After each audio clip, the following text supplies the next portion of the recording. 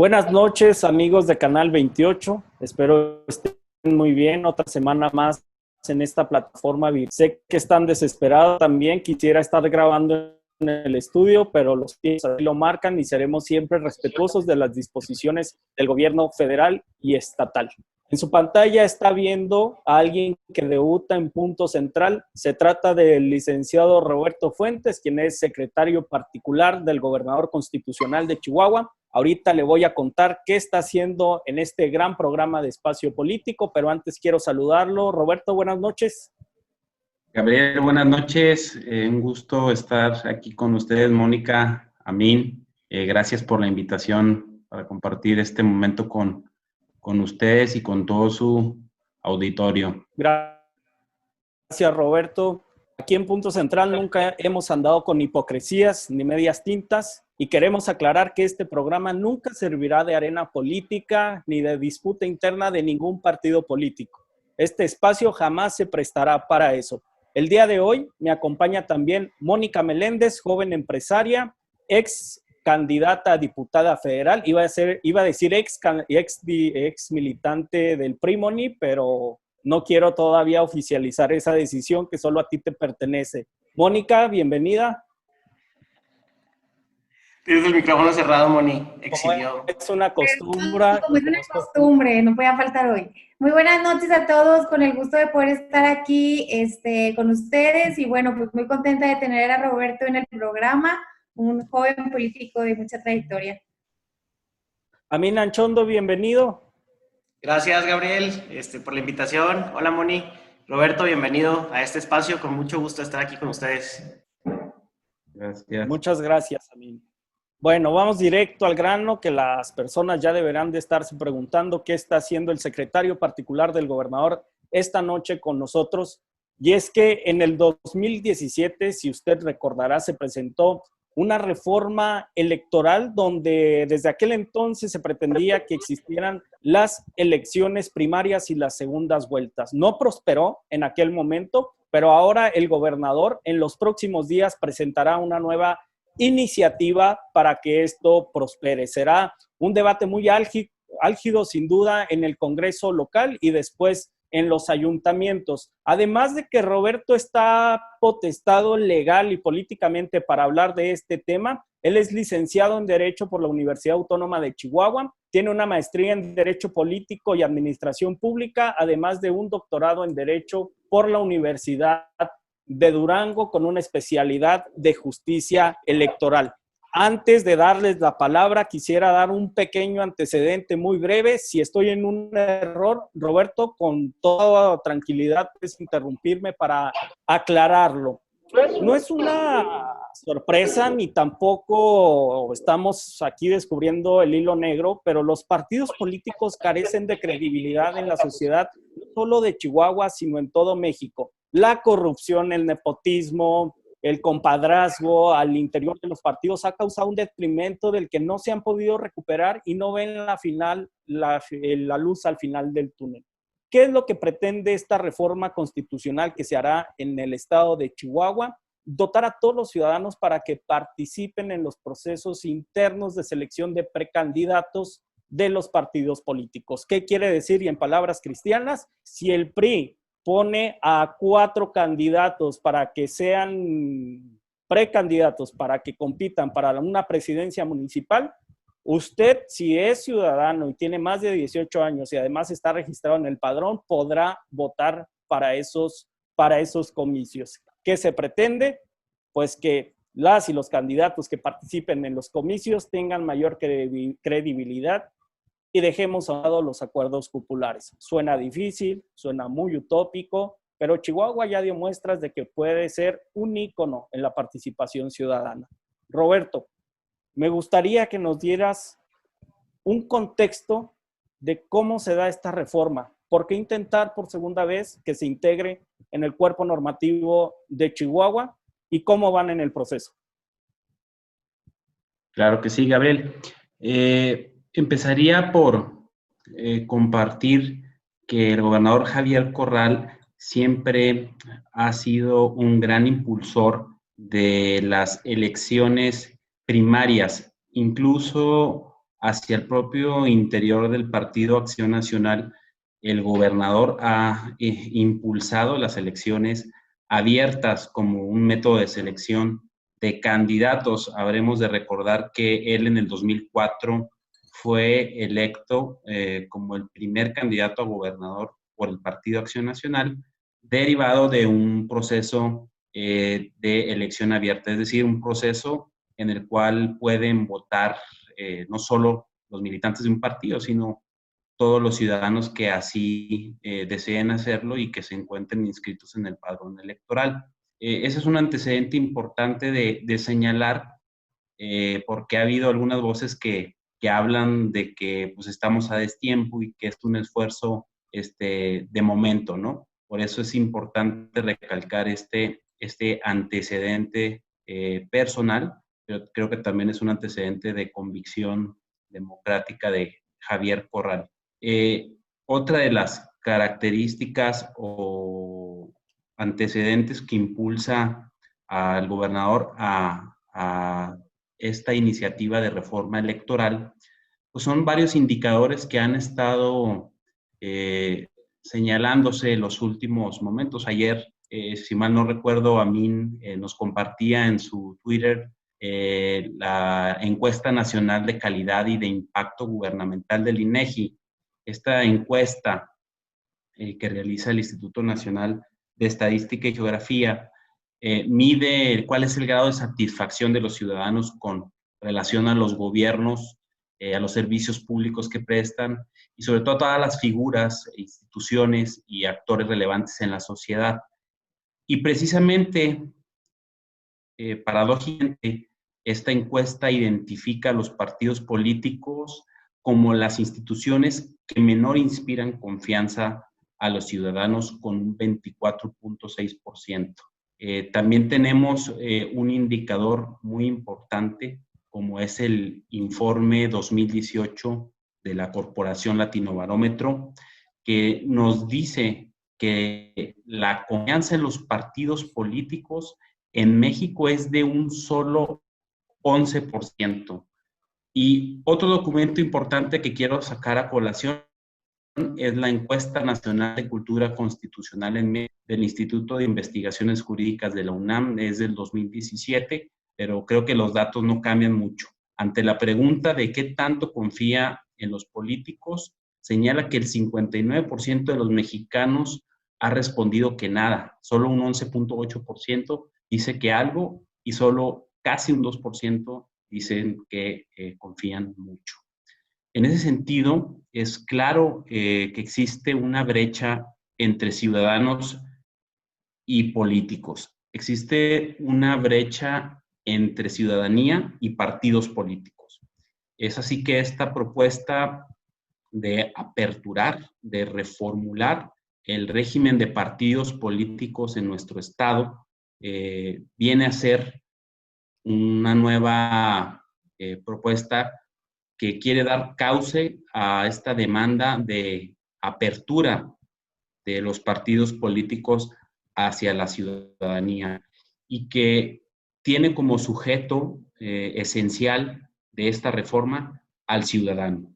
Es decir, evitar que las decisiones se sigan tomando a niveles cupulares o incluso a niveles exclusivamente de los partidos políticos y abrir esta posibilidad de elección a todos y cada uno de los ciudadanos. Es una propuesta que viene a expandir la democracia en nuestra entidad y que seguramente habremos de tener un debate muy interesante, muy lleno y que redundará en un mayor conocimiento, sobre todo de qué lado de la historia vamos a estar, del lado de la ciudadanía o mantener a los partidos políticos bajo esa percepción de cerrazón. Bien, qué interesante y se puede prestar para una gran reflexión de que estemos platicando con un funcionario de alto nivel de un gobierno, hablando de acuerdos cupulares, de abrir la participación ciudadana a los procesos electorales. Y quisiera preguntarte a mí, abiertamente, ¿Estás a favor de las primarias abiertas, simultáneas y obligatorias en el estado de Chihuahua? Totalmente. Mira, y quiero decirte por qué, porque no nada más es un hecho de estoy a favor o no, sino es un tema de convicción que no nada más la tengo yo, sino que ha habido un movimiento en Chihuahua en los últimos años de reestructura del poder, de cierta forma. En Chihuahua vivimos uno de los momentos más tristes en la historia del estado en el sexenio pasado, algo que nadie puede negar, creo yo, en el estado de Chihuahua, y vino una nueva ola de democratización que no nada más es esta reforma en la que se está empezando a hablar, sino que ha habido cambios que han hecho que evolucionara mucho la forma de hacer política en Chihuahua. Y te lo digo porque tenemos una ley de participación ciudadana que salió en 2017 y que empezó a ver figuras como el plebiscito, como los presupuestos participativos, los cabildos abiertos, mecanismos que no existían antes y que de haber existido, otro gallo nos hubiera cantado hace 6, 7 años. ¿Por qué? Porque ahorita tú puedes convocar al gobernador, a la alcaldesa, a personajes políticos, a audiencias públicas, puedes proponer proyectos, puedes conformar consejos consultivos, etc. Estos cambios que también se impulsaron desde el gobierno del estado, una iniciativa de ley de participación ciudadana, vinieron a evolucionar mucho y sobre todo lo vivimos en la ciudad de Chihuahua con el tema del plebiscito, donde ya no nada más estábamos hablando de una democracia representativa, de ir a votar cada 3 o cada 6 años por una persona, sino evolucionar a una democracia participativa donde además se le consultaba a la gente si quería o no un proyecto. Eso empezó a suceder en Chihuahua, en el estado. ¿Ahora qué viene? Viene una nueva reforma que va al corazón, creo yo, de la democracia mexicana. Mucha gente está en contra de los partidos políticos como tal. Los partidos existen porque las democracias, en general, las democracias están constituidas por grupos que se van, digamos, disputando el poder para generar ideas y para llevar ideas a proyectos que representen a la gente. Entonces, esos partidos políticos siempre van a existir. Bienvenidos los candidatos independientes, porque le aderezan a la discusión y aumentan el nivel de diálogo cuando se está hablando en un entorno político. Sin embargo, no puede haber democracia sin partidos políticos. Ahora, en México hay un rechazo enorme a la política, al servicio público, a los propios gobiernos, y mucho de ello está basado, esta indignación, en la forma de hacer política que se ha venido construyendo en el país, en los partidos políticos sobre todo. ¿Por qué? Porque estas instituciones que se crearon para representar ideales de la gente se empezaron a convertir en cotos de poder. Entonces empezamos a ver partidos de familias, partidos unipersonales, partidos donde se daba el dedazo y donde se decía quién seguía y todo el mundo se alineaba, y partidos donde se empezaba a afiliar gente con tal de mantener mayorías dentro del partido y poder designar candidatos. Estas formas son las que han venido haciendo que la indignación y el hartazgo crezca, y eso se representa en la encuesta que decía ahorita Roberto, ¿no? La ENSIG, que dice que la institución con menos confianza en el país son los partidos políticos. Entonces, ¿qué hay que hacer para cambiarlo? Y se creó una moda, y yo creo que no hay político o miembro de partido que no diga que tienen que cambiar. Los partidos se tienen que acercar a las personas, que se tienen que volver a ciudadanizar los partidos, que tenemos que cambiar las formas de hacer política, pero a la hora que llegan propuestas donde tocan los problemas, pero realmente de raíz, y tocan las cuotas clientelares, y tocan las afiliaciones masivas, y tocan a estos caciques que han controlado partidos, es donde empieza a haber un freno. Yo creo que las elecciones primarias sí tocan el problema que existe dentro de todos los partidos. Además, ciudadanizan los partidos no nada más para la hora que van y buscan el voto, sino que los ciudadanos dicen quién quieren que participe en una elección constitucional. Yo creo que esta es una reforma de mucho avance. Chihuahua se ha caracterizado por muchos años, por décadas, desde los 80s o poquito más antes de eso, en luchar por la democracia. Antes se peleaba por la democracia, por defenderla, ¿no? Y lograr las transiciones de poder, etc. Hoy se va a marcar un hito en la historia democrática de México al proponer una idea innovadora que no es nueva en el mundo, en los países ya se usa y sobre todo en Estados Unidos se usa mucho, y viene aquí a tocar el punto más álgido de la política mexicana, que además puede ayudar a transformarla realmente y reivindicar el servicio público, los partidos políticos y a los políticos mexicanos con una base bastante innovadora. Chile, Argentina y Perú son los ejemplos más próximos y recientes que tenemos de la implementación de las PASO. ¿Cuáles son los métodos actuales que persisten en los partidos políticos para selección interna? Pues es el dedazo, la rifa, como se aplica en Morena, interna, donde grupos cupulares se ponen de acuerdo para elegir al lado el candidato, y la herencia monárquica, aunque se enojen en el Partido del Trabajo, porque así funciona y es una realidad. Mónica, ¿será este el instrumento que estamos esperando las personas jóvenes para poder acceder a espacios de representatividad? Es la bendita costumbre. Totalmente. Yo creo que es la oportunidad de poder hacer esto. Creo que ya era necesaria una reforma electoral para el estado de Chihuahua. Creo que es la ciudadanía, las nuevas generaciones, hoy en día lo vamos demandando y lo estamos exigiendo, ¿no? Que vayan cambiando las formas de hacer política. Es una de las cosas que a mí a lo largo de mi participación dentro de la política, que pues no ha sido mucha, pero ha sido incisiva mucho en este tema, ¿no? De ir cambiando un poquito las formas, pero no nada más con la convicción, no nada más con el afán de querer hacer las cosas de una manera correcta, sino también con una legislación a la par. Entonces yo creo que esto viene a abonar justamente en este momento. Creo que sin duda alguna va a ser un tema de debate muy interesante que se va a dar en el Congreso, como lo decía ahorita Roberto. Creo, aunado a las iniciativas que ya están ahorita en la Comisión de Gobernación, en donde se hacen también propuestas como la redistritación, propuestas como bajar el recurso a partidos en tiempos no electorales, la parte de reformar el artículo 37, donde se busca bajar el número de magistrados, también, pues todas estas cosas son interesantes y de alguna u otra forma van a nutrir un debate, pues, muy óptimo para estas fechas, ¿no? Yo la verdad es que sin duda alguna creo que los jóvenes lo necesitamos, como decías tú ahorita, Gabriel. A ver, es increíble que a veces ver partidos, y asumo en el que yo pertenezco, en donde una y otra vez y otra vez de otra elección y son los mismos. O sea, que no hay más gente y por eso es que se vicia la política, por eso es que se exhorta a que se esté generando esa nube de corrupción que hay. ¿Por qué? Porque son los mismos y los mismos se van pasando nada más de un lado a otro, ¿no? Entonces yo creo que ahorita ya hay mucha gente preparada, muchos jóvenes que nos estamos involucrando desde diferentes trincheras, en partidos o no en partidos, a través de asociaciones civiles o a través de alguna organización, y creo que es la oportunidad idónea para poder hacer frente a una nueva etapa de la democracia que necesitamos en este país y sobre todo pues en nuestro estado, que es lo que nos atañe a nosotros, ¿no? Bien, Roberto, aprovechamos este ejercicio para desahogarnos, por eso quise que recogieras cuál era la postura de cada uno de nosotros, para después comenzar con los cuestionamientos que hemos nosotros encontrado más relevantes en este tema.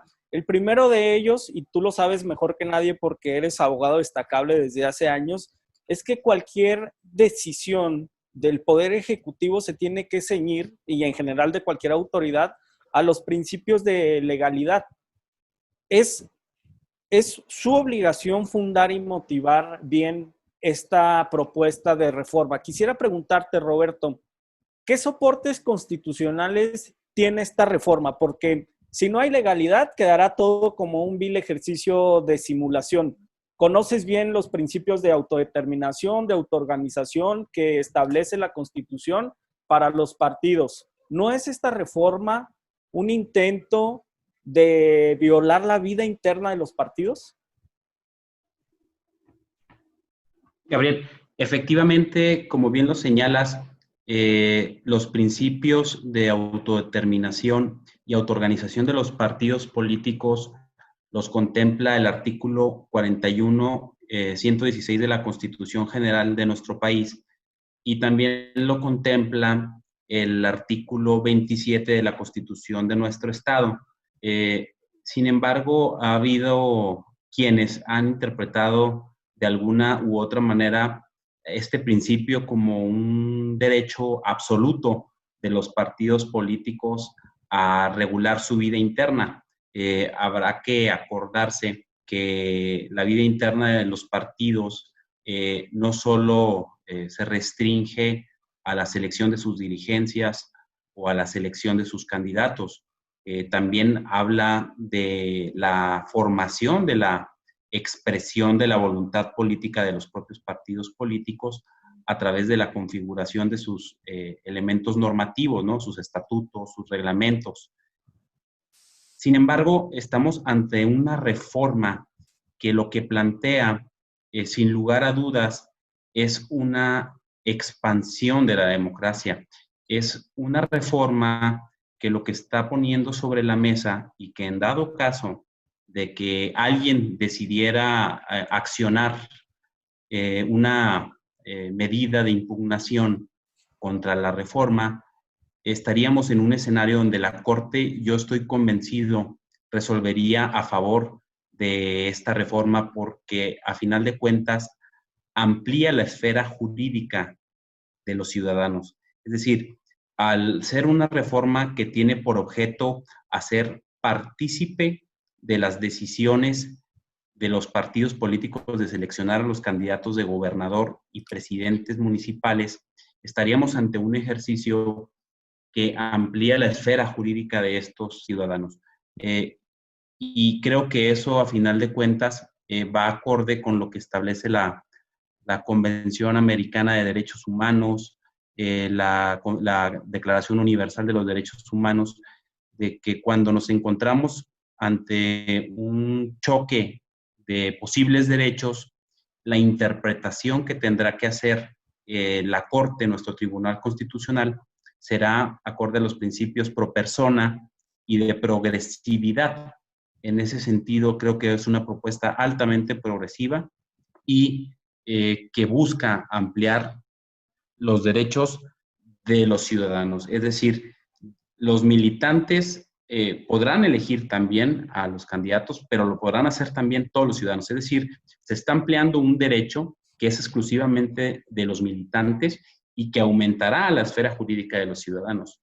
Digo, aunado al hecho real de que ya muchos partidos políticos prevén el método de elección abierto para los ciudadanos. Ya ha habido ejercicios en el Estado en algunas ocasiones y, por supuesto, señalar que con esta propuesta se está buscando generar una equidad en la contienda, porque hemos visto que cuando un partido político se abre a un proceso de elección ciudadano, pues a veces puede incurrir en una desventaja respecto de otros partidos políticos que han posicionado a un solo candidato, ¿no? De esta manera, al ser simultánea y al ser obligatoria la propuesta de elecciones primarias, pues estamos en un escenario que genera una equidad en la contienda electoral, que es uno de los principios básicos de los ejercicios eleccionarios. Sí, además de que los partidos son de interés público, así es que está muy legitimada la participación de los ciudadanos. Es correcto. Como bien mencionas, a partir de la reforma del 77, los partidos políticos son definidos como entidades de interés público que tienen como finalidad promover la participación del pueblo en la vida democrática. Entonces, los partidos políticos, como ya ha dicho el propio Tribunal Electoral del Poder Judicial de la Federación, no solo sirven como poleas de transmisión de los intereses ciudadanos. Los partidos políticos son un medio, son un vehículo de los ciudadanos para hacer realidad pues todas las demandas sociales, todos los clamores, el sentir ciudadano. Bien, ya tenemos una explicación técnica que yo creo fue robusta y muy clara para cualquier persona.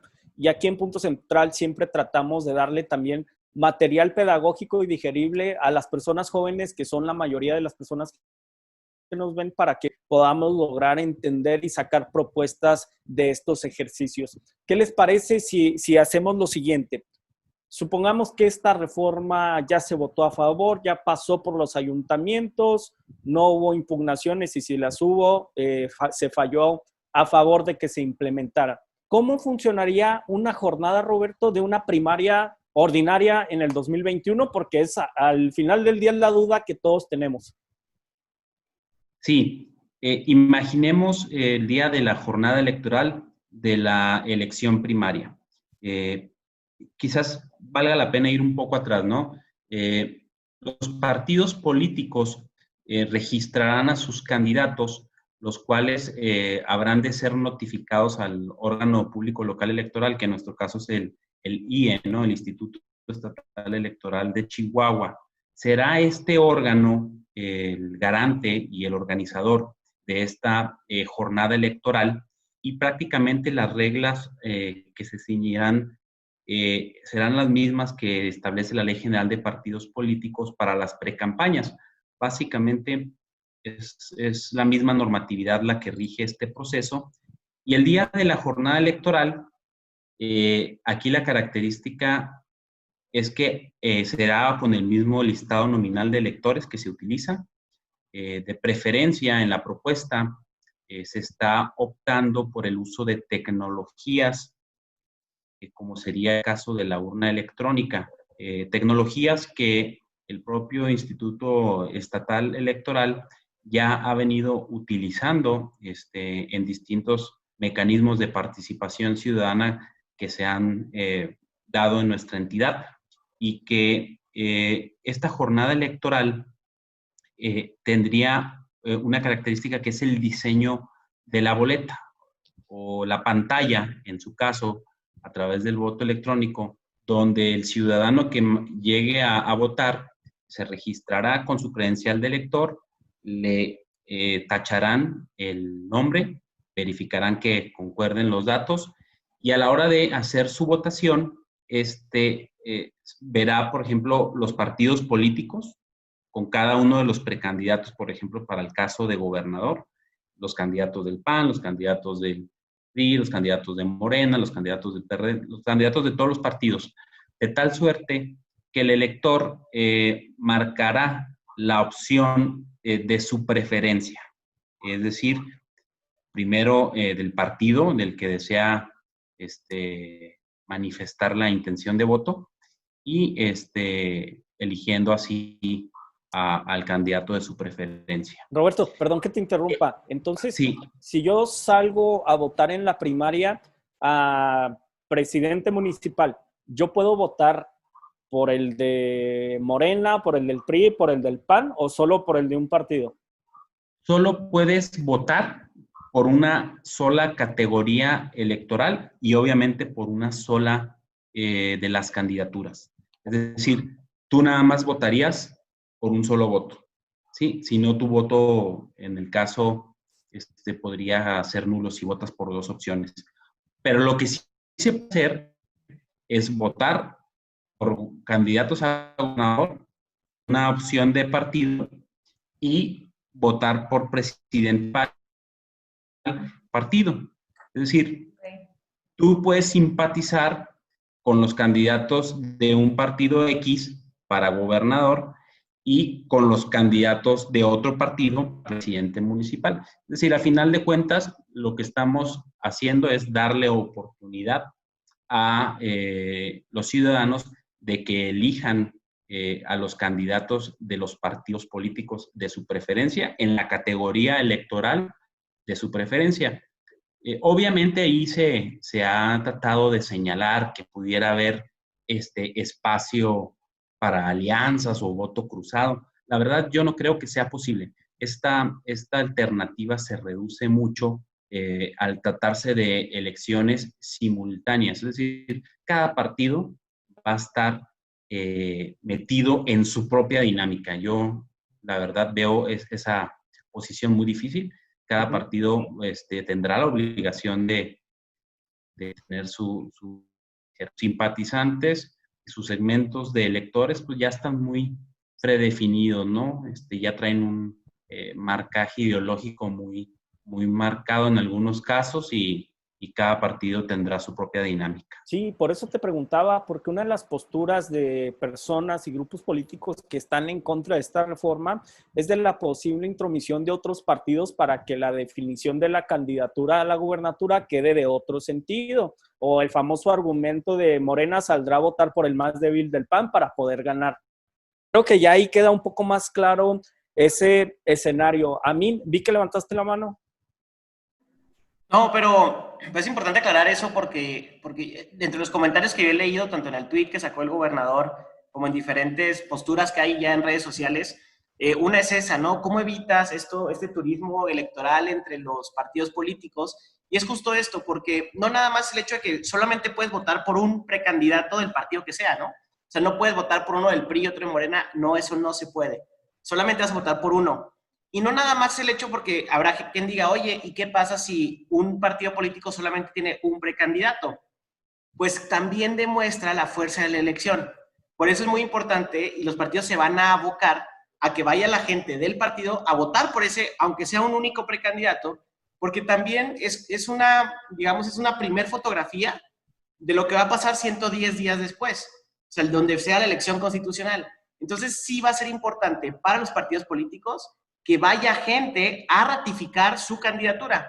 Y además las candidaturas independientes tendrán que sacar el mismo número de firmas. O sea, la votación tendrá que ser el mismo número de firmas porque además, pues evitas también que los candidatos independientes compren firmas y luego al final la gente ni siquiera vaya y lo ratifique como candidaturas. Entonces, es algo bien interesante, pero justamente con esta explicación se tumba el argumento que se ha visto en redes sociales de decir es que cómo vamos a controlar que no incidan unos partidos en otros, ¿no?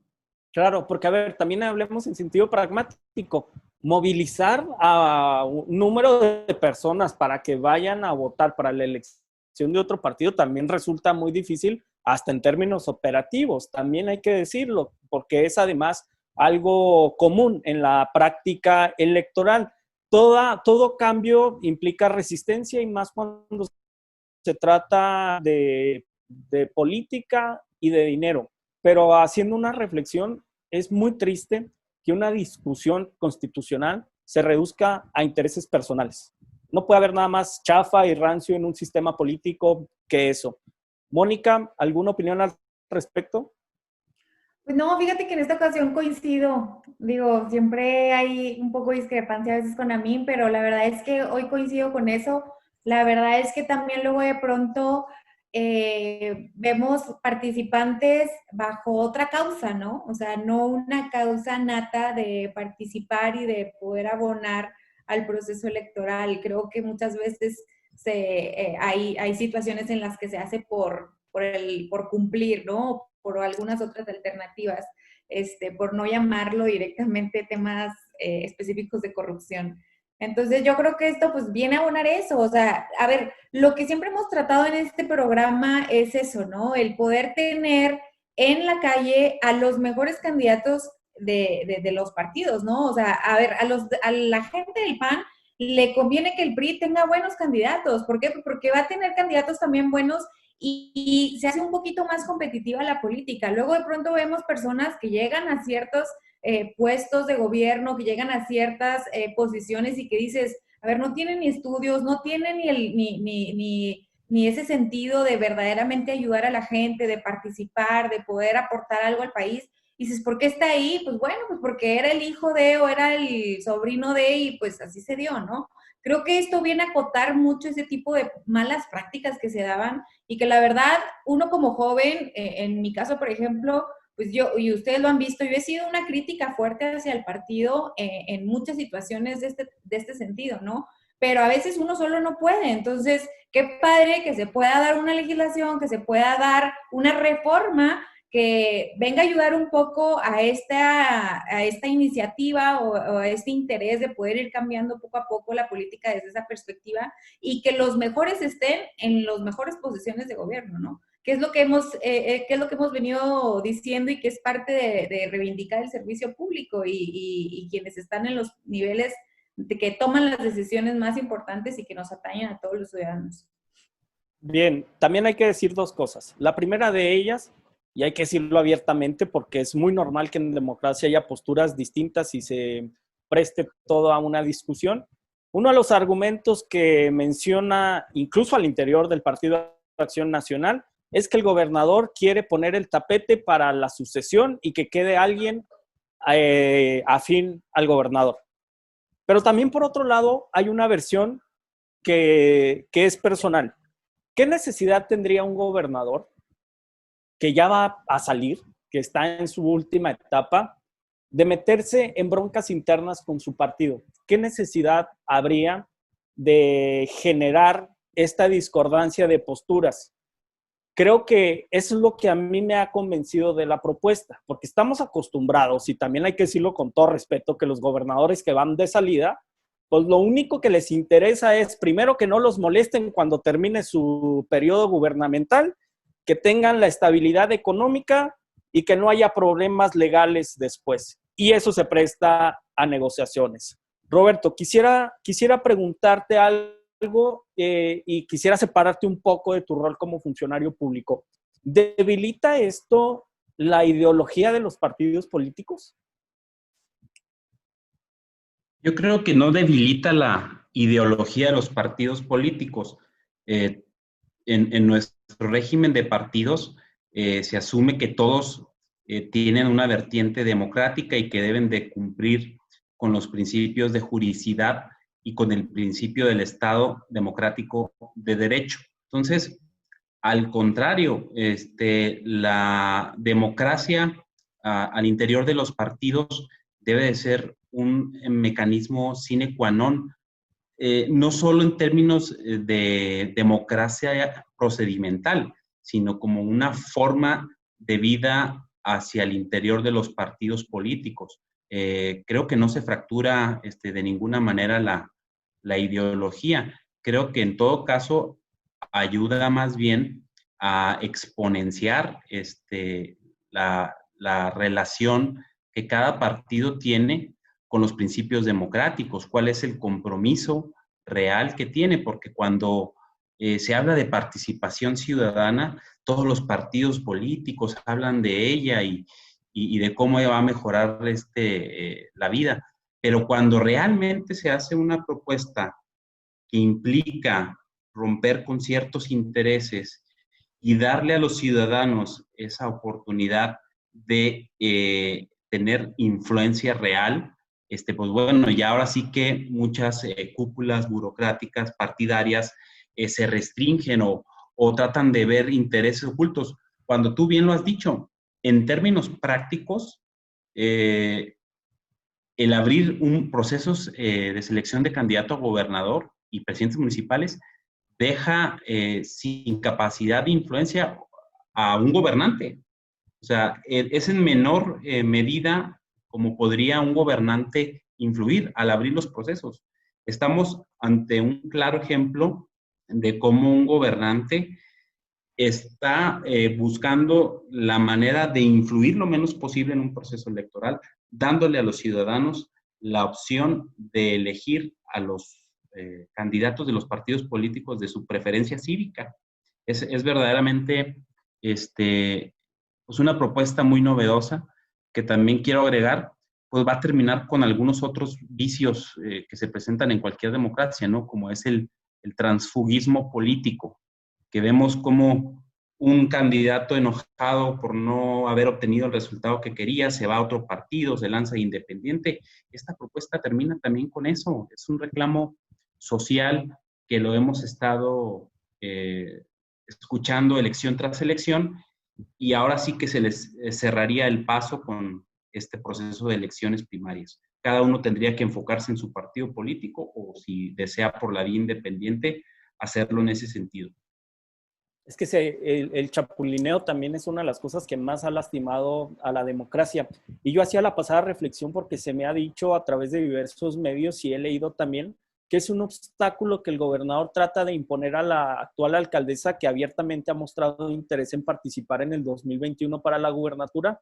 Y es donde yo pregunto, bueno, ¿cuál será el argumento válido para pensar eso? Porque a mí lo que me parece es que este proceso legitima y beneficia a una persona que esté bien posicionada para competir a un cargo de elección popular. Si yo estuviera bien posicionado, pues a mí lo menos que me preocuparía es que hicieran una primaria, porque eso sería mi trampolín para ganar la constitucional. Es lo que yo no logro comprender y discernir. Quisiera preguntarte algo, Roberto, antes de irnos al corte. Estuve leyendo la legislación argentina y ellos pusieron expresamente un límite de 1.5% para que esa elección primaria fuera vinculante.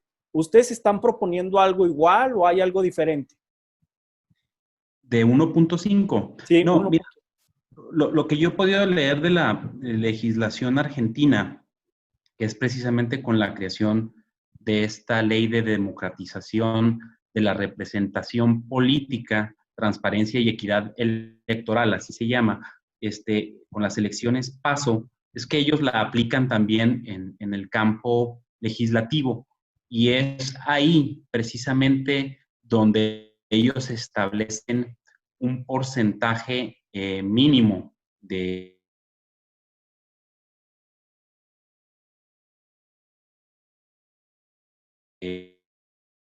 votación, vinculo al régimen de participación. Bueno, son procesos diferentes. Allá también existe la obligatoriedad del voto. Digo, en México también es obligatorio, pero no contiene una penalidad, ¿verdad? El no ejercer este derecho humano, esta prerrogativa, como quieras verla. Entonces, en ese sentido, nosotros creemos que el modelo de Argentina es un modelo muy importante que nosotros prácticamente hemos traído a la propuesta y que creemos que puede ser muy funcional para la democracia en nuestra entidad, y que sea nuestra entidad de nueva cuenta, como mencionaban, punta de lanza en la democracia en México. Bien, y hay un elemento progresista que puede marcar un hito, no solo en Chihuahua, sino en la República Mexicana, y soltar esas ataduras tan conservadoras para adaptar los tiempos y los cambios sociales a lo que la gente está sintiendo es positivo, porque aquí lo hemos dicho, y Amin y Mónica son precursores también de esta idea, aunque los tres tengamos percepciones políticas distintas. Al final del día, a las personas allá afuera que no tienen para comer, que no tienen ni para comprar la canasta básica, poco le importa la regulación, lo que quieren es sentirse representados y que sus autoridades los escuchen. Entonces, uno de los elementos primordiales para cualquier autoridad debería ser tener un grado de sensibilidad para acercarse con las personas. Estamos hartos de que nada más porque eres de una familia política del partido, porque tienes lana, porque tienes apellido, puedes aspirar a un espacio público. Esto también debería de agradar a las bases populares, porque cualquier hijo de vecino podemos tener aspiraciones legítimas para poder llegar a un espacio de representación, porque seamos sinceros, los que no militamos en ningún partido no es como que nos estén esperando para abrir espacio, es dificilísimo a pesar de que se encuentren contempladas las candidaturas externas. Amin, nadie mejor que tú para hablar de esto. Exacto, creo llegaste a un punto muy importante. La democracia se va construyendo todo el tiempo, y cuando vemos que vamos en un mal rumbo tenemos que cambiarlo. Hoy se está proponiendo este viraje donde le abre la puerta a mucha gente que no participe en política porque no le gusta la vida de los partidos, ¿no? Porque no quiere meterse a una discusión o a un argot donde se maneja por privilegios, pero ni siquiera privilegios ganados, sino privilegios heredados, o simplemente por una cooptación de militancia. Creo yo que esto va a sanear mucho eso, va a sanear, y además vamos a empezar a ver que se empieza a profesionalizar el servicio público, porque tú quieres salir con las mejores propuestas a una elección primaria y la gente va a elegir. Ahorita otra de las cosas que empecé a leer es que decían, es que no es momento de discutir esto, no estamos en media pandemia, en una crisis, etcétera. ¿Por qué vamos a discutir esto? Porque justamente es lo que abre la posibilidad de tener a los candidatos el año que entra que sepan llevar una crisis económica, una crisis sanitaria, que sepan que tengan el nivel profesional para decir el rumbo por el que tenemos que tomar, y no que lleguen los partidos a ofrecernos, como decía Mónica, más de lo mismo o los mismos apellidos de toda la vida por ser los dueños del partido, ¿no? Como ahorita ponían ejemplos. Pero justo por eso se tienen que discutir estos temas en este momento, y todo va en paralelo. No por discutir esto se está dejando de trabajar otras cosas. Otros hablaban de, oye, es que cuesta mucho. Pues, ¿cuánto cuesta la democracia? Preguntémosle en los países donde la están perdiendo, ¿cuánto pagarían por tener una democracia? Y además, no son los costos que se mencionan, ¿no? todo es mucho más barato con urnas electrónicas, no se pone la misma cantidad de casillas, se trabaja en diferentes esquemas que siempre ayudan a mejorar y profesionalizar el servicio público. Hay ideas que se van a sumar a esta iniciativa. Por ejemplo, está el tema de elegir regidores que sean electos, pues, y que no lleguen por planilla. Yo estoy a favor de eso. Yo no sé al final cómo se va, qué grupos políticos van a debatir qué cosas, pero lo que sí que tenemos que tener claro, y en lo personal es lo que siempre voy a luchar, democratizar las cosas, abrir la puerta a la participación y sobre todo abrir la puerta a personas con buenas intenciones y con capacidades suficientes para poder gobernar las ciudades, ¿no? Y los países. Vamos a ir a un corte comercial haciendo un ejercicio para todas las personas que nos están escuchando. ¿Cuánto dinero nos cuesta tener a ineptos en los gobiernos? Regresamos.